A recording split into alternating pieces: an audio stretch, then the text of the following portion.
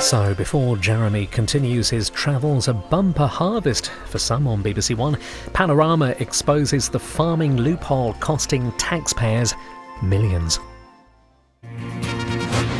Tonight, why we're paying out millions of pounds of public money and asking for virtually nothing in return.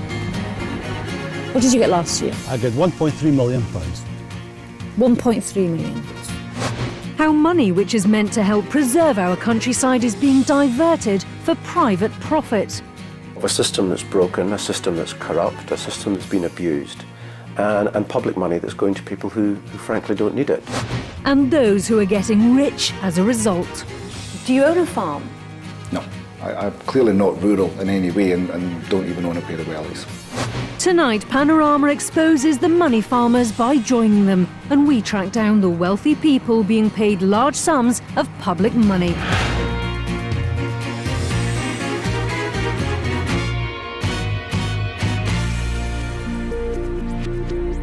The starkest warning yet of the spending cuts to come. This is the unavoidable budget. £6 billion of government spending cuts. Many of us are fighting for our jobs. Benefits are being capped or even cut. But is everyone facing the same hard times?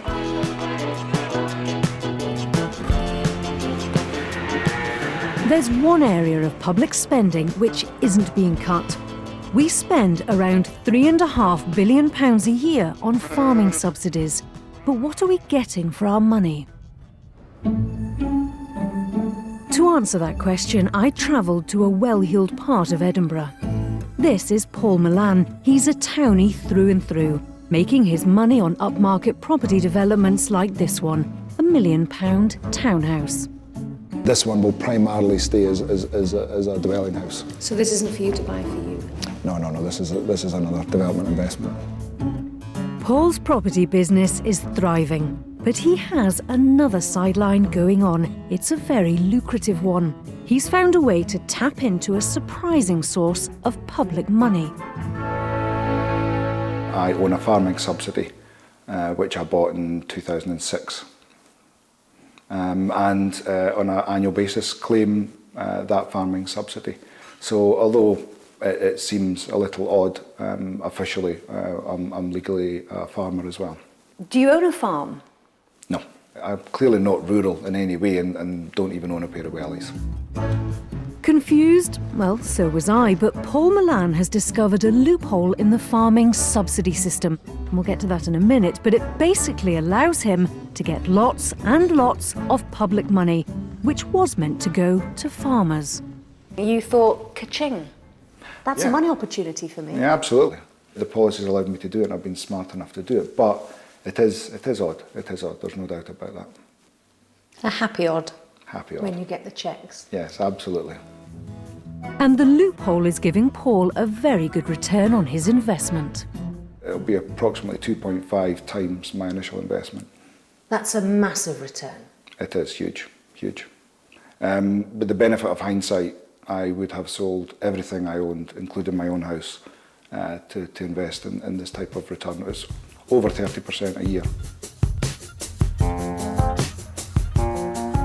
Paul Milan is clearly a man with an eye for a deal. In the past 5 years, he's doubled his money. So far, he's been paid almost £250,000 in public cash.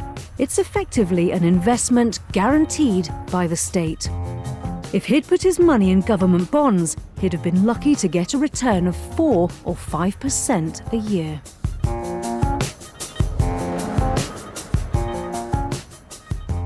Now, if what Paul is saying is right, then it sounds like money for doing absolutely nothing.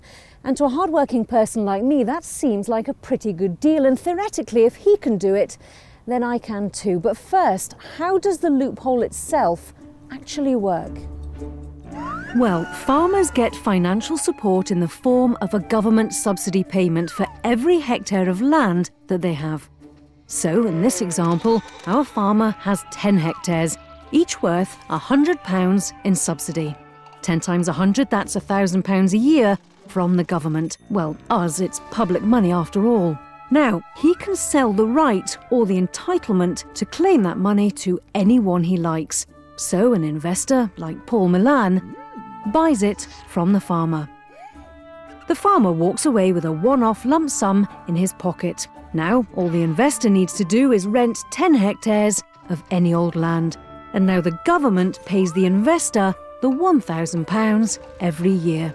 He doesn't even have to farm. His only obligation is to keep the land in good condition, which for the barren ground rented by investors means just leaving it alone.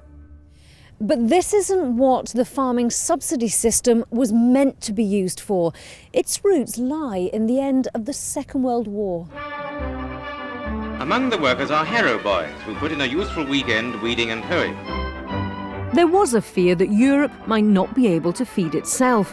That led to a system where farmers get public support from European bodies, and that's now administered through the European Common Agricultural Policy. But our investigation suggests it isn't all going where it should. You can get quite small farmers, or even non-farmers, who buy these entitlements and rent land that produces very, very little, and gain all the subsidy.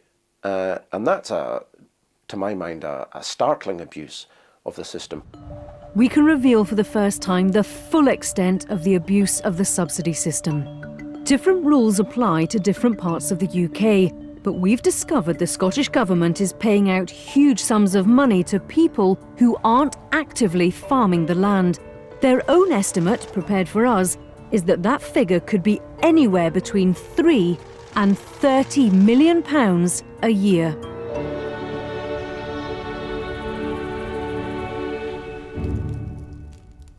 But how easy would it be for anyone, including me, to get their hands on some of that cash? First, I had to register myself as a farmer. There wasn't a test, I didn't need any land. I just had to fill in a simple form. What's just arrived is what I've been waiting for. It's a letter from the Scottish Government to say that my business, Sam's Farming, is now official, which basically means that as of now, I am a farmer.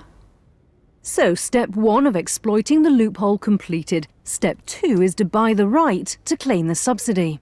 Right, moving on to next lot, lot 11, that's ours. Fingers crossed. No bids yet. It's all very civilised sitting here doing it this way. I quite like being a farmer. On this live auction website, farmers owning subsidy entitlements can sell them to other farmers or investors like me.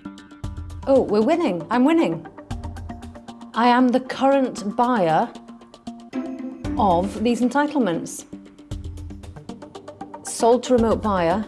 That's me, I think. Transaction successful. I have just bought my first entitlements. Fantastic.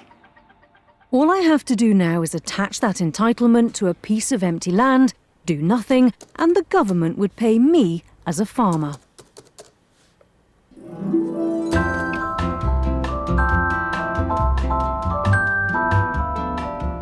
So now I've got a whole new life ahead of me, a lady of leisure.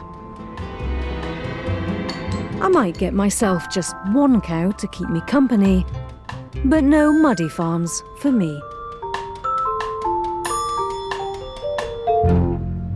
That might seem like a dream, but others are using the loophole to generate serious money.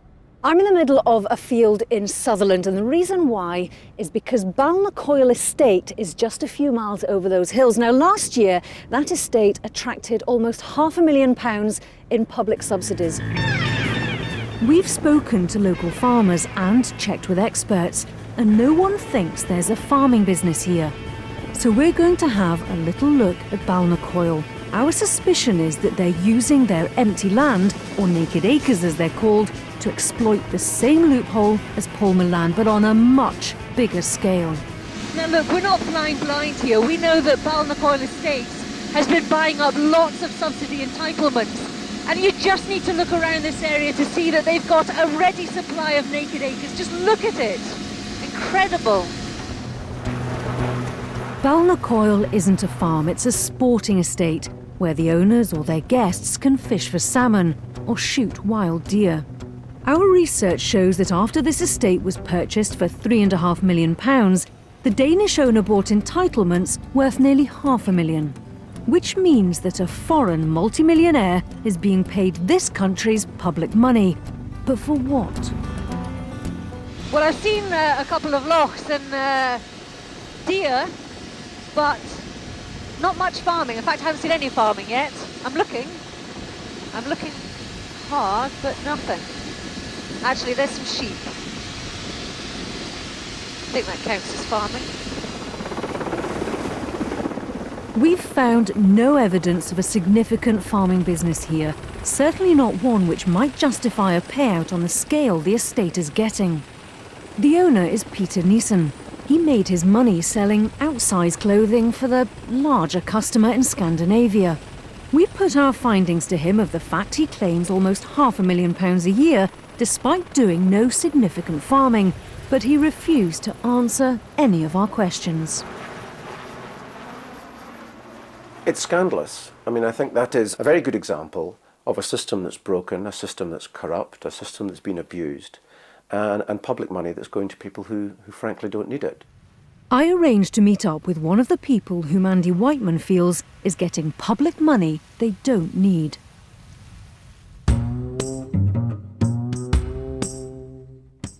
Stephen Strathdy is one of Britain's biggest recipients of farming subsidy. I mean, just sitting here alone is how much? Well, it's over £1 million, yeah, well over £1 million. So you and the combines? The combines there are 200,000 each plus, and then we've a lot of machines as well. He and his wife Frida own 39 farms. You must be worth quite a lot of money.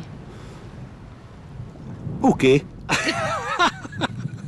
Not complaining.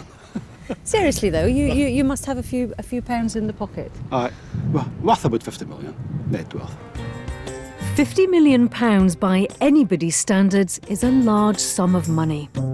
Stephen Strathdy isn't someone who seems in desperate need of public cash, yet that's exactly what he's getting. In terms of a farming subsidy, how much do you get? What did you get last year? I get £1.3 million. 1.3 million? Yes. That's a lot. I just think people would say, do you actually need public money to fund a business and your worth, which is tens of millions? Do you need that public money? Yes, we need to do the farming unless we wouldn't have producing the food. We couldn't do it without it. And it went pointless to do it. If you wouldn't have made no profit. It would be a big loss you would have. Stephen wanted us to see his active farm business, but he's also a major trader in entitlements.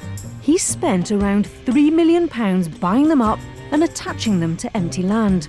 In return for that investment, he's getting back millions more in public money.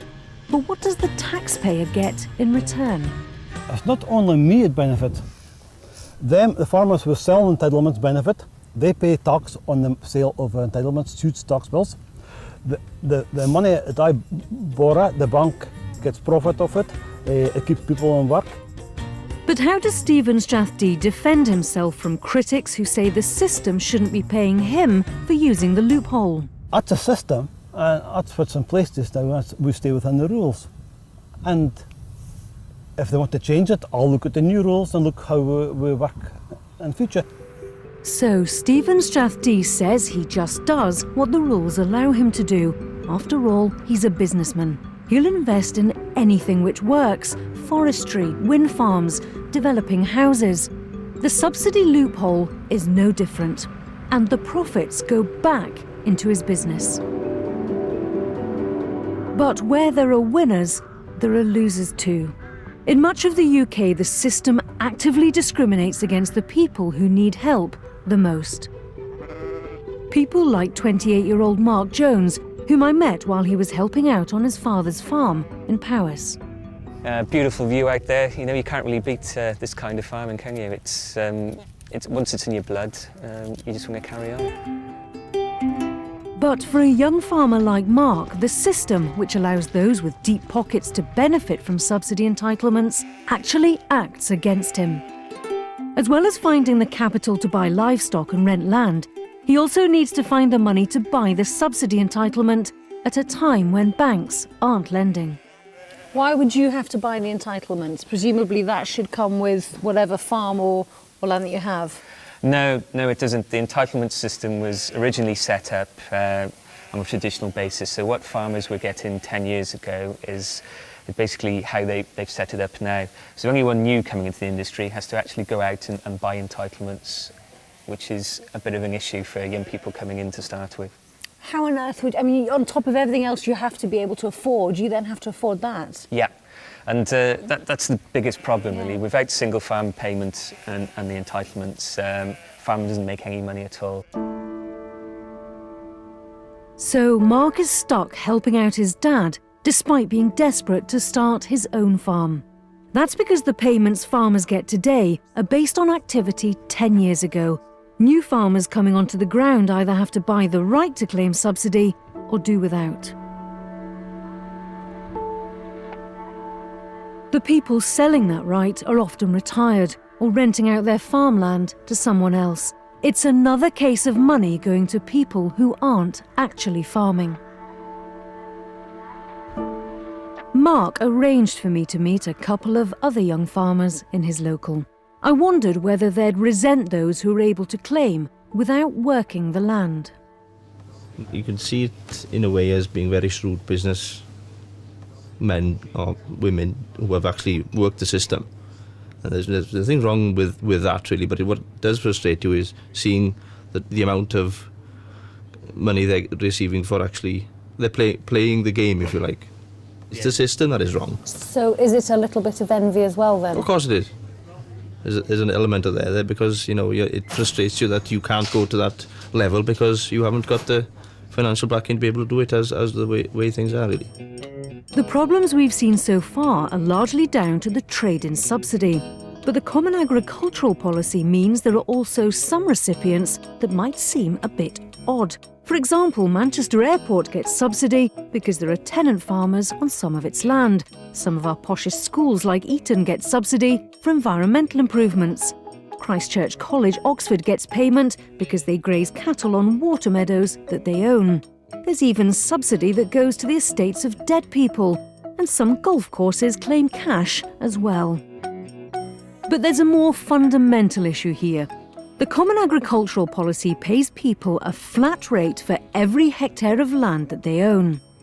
When it comes to subsidies paid to landowners, unlike benefits, there's no upper limit on payments or even means testing, which makes those with the biggest land holdings the real winners. They're almost all active farmers, but you might be surprised to hear some of those whom we, the public, are supporting financially. The search for them brought me here to central London. Subsidy campaigner Jack Thurston agreed to accompany me on a tour which went in search of some of the people who are, perfectly legally, pulling down six-figure sums.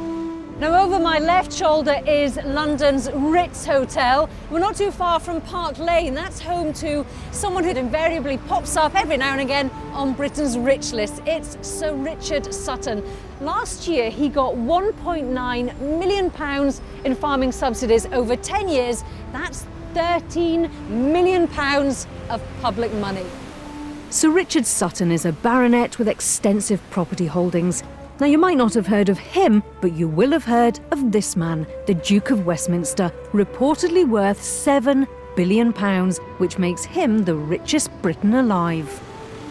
This is Grosvenor Street, and it's home to the business enterprises of one Major General Gerald Cavendish Grosvenor. That's the Duke of Westminster to you and I. Now, in the last 10 years, the Duke of Westminster has earned around £6 million in farming subsidies alone. And you may be surprised to hear that Her Majesty the Queen is also a significant recipient of subsidies. Now, in the last 10 years, she's received around £7 million in farming subsidies. We ran all these numbers, which have been taken from government records, past the Queen, the Duke of Westminster and Sir Richard Sutton. None of them wanted to be interviewed or comment on the figures, but a Buckingham Palace spokesperson said, like others with agricultural interests, we are in receipt of the single farm payment. When you look at the people we looked at, the Queen, the Duke of Westminster, Sir Richard Sutton, these don't strike me as people who are in particular need of public money. You're absolutely right. These are very wealthy people, and if we're in the business of handing out public money to farmers because they're poor, these are not the kind of people that we'd be handing that money to. Because we're talking millions. I mean, it's a lot of money, and it's public money. It's an awful lot of money, and the reason they get so much is because they own so much land. And the farm subsidies are allocated on the basis of how much land you've got, not how much financial need you're in. Panorama can reveal for the first time the true extent of large payments across the UK. We've established that for the last year available, 2010, almost 900 recipients were paid over £250,000. Of them, 133 got over £500,000. And 47 were paid over £1 million. But European privacy rules mean that we have no right to know who these people even are. In fact, the published information only names about a quarter of recipients. Why do you think there is such a lack of transparency? I think it's much easier for governments and bureaucrats to keep things secret because it reduces the amount of public scrutiny on a policy that is very hard to justify when everything's out in the open. But that doesn't seem fair, because what it seems to mean is that the kind of elite few, the wealthy landowners of this country, get a huge amount of money, but we don't actually have to be told clearly what they get. Well, it's not fair, and this kind of information should be made public. So, how would the organisation representing farmers defend the payments made by the Common Agricultural Policy, also known as the CAP? The Queen, the Duke of Westminster, Sir Richard Sutton, do these people really need our money? But the public financial support? Look, we could have a very long debate about CAP and how... Well, it's a simple yes or no, quite frankly. Do these people need the financial support in terms of public money that they're getting? Your average farmer desperately needs that money. And they're not your average farmer. My point was, if you give me time to explain, is we've moved from supporting cows and sheep or a ton of wheat to paying it on a land area.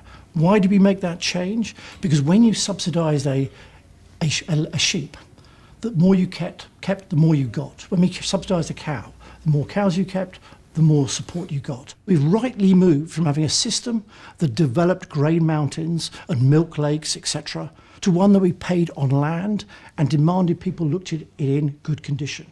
One of the anomalies of that is some people who have very large land holdings and therefore don't do much with it receive some support.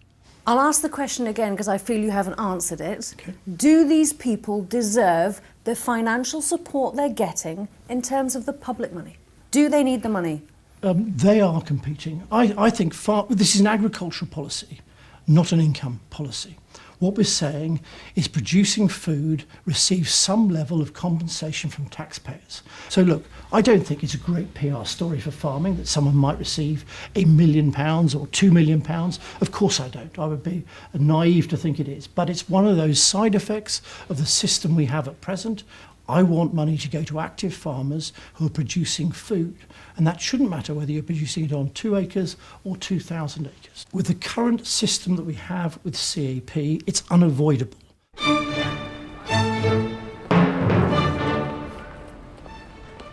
So the NFU argues the European system makes these big payments unavoidable. And that system is under review with a new regime due in the next 2 years. The man leading that process is determined that the big sums handed out to UK landowners will soon be a thing of the past. He proposes to cap payments at €300,000 a year, about £250,000. I am very frustrated because these millions of very honest farmers have to suffer because some speculators who use this opportunity with common agricultural policy to become more rich only because they have some hectares. So this why for me this capping and this definition of active farmer are two main elements of the next reform, and I really hope that taxpayers in UK and in all around European Union will support this proposal of European Commission to obtain this more transparent, more targeted and more fair utilization of use of common agricultural policy. In the UK, the Scottish and Welsh administrations are willing to consider a cap. And Northern Ireland wants one set at just €100,000. But England's administration, DEFRA, is totally opposed to one. We wanted to ask DEFRA why, but they declined an interview, instead issuing this statement. Successive UK governments have been opposed to capping payments. This is because, to avoid losing subsidies, bigger farms would restructure and the only gainers would be lawyers. Capping would also damage charities like the National Trust, which own large areas of land and protect wildlife and rural areas. I think it's not a strong and good argument, because if a business in agriculture is linked only to the subsidies, it's not a real business and an efficient business. We have to ask to these people to reorient this activity on another direction and to be more efficient. Back in Scotland, it was time to wrap up my business decision to use the trading loophole. Although I may not be an actual working farmer, I thought I might as well travel like one. Do you know, everybody I've met's been telling me the same thing. It's not me, it's the system. What I'm doing is legal, it's the system. So I'm off to meet the man who's in charge of the system. I decided to take the opportunity to meet up with my farming colleagues at the union's AGM, where I'd have the chance to meet the man in charge of Scotland's subsidy system. Good morning. What a great pleasure it is to be with you all again once more at your AGM here in St Andrews. It's always really nice to spend St Valentine's Day with your loved ones. Ultimately, he's the man responsible for the loophole, which I've used to register as a farmer. I really am very frustrated with the serious flaw we have at the moment in the Common Agricultural Policy. I'm in the position, the ludicrous position, where I am unable to support, under European legislation, farmers, new entrants perhaps, young farmers who want a future in agriculture, to help them produce. But we are paying out to some people who are not active. Like and that's me. why we have to fix that. Like me. I'm a registered farmer now, apparently.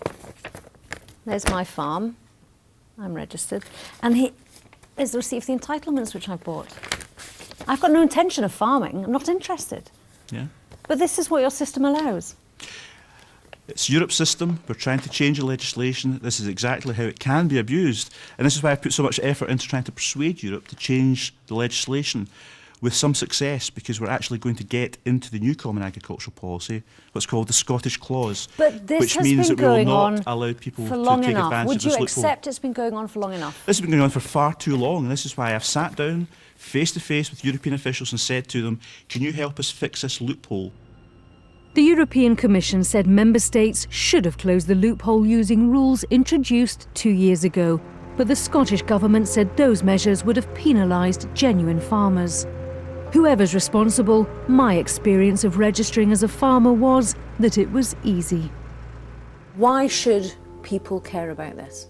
Because it's their money. I mean, this is public money, and particularly in a time of cuts and austerity, we need to make sure that every penny of public money is spent as efficiently as possible. And at the moment, millions are going to people to do nothing.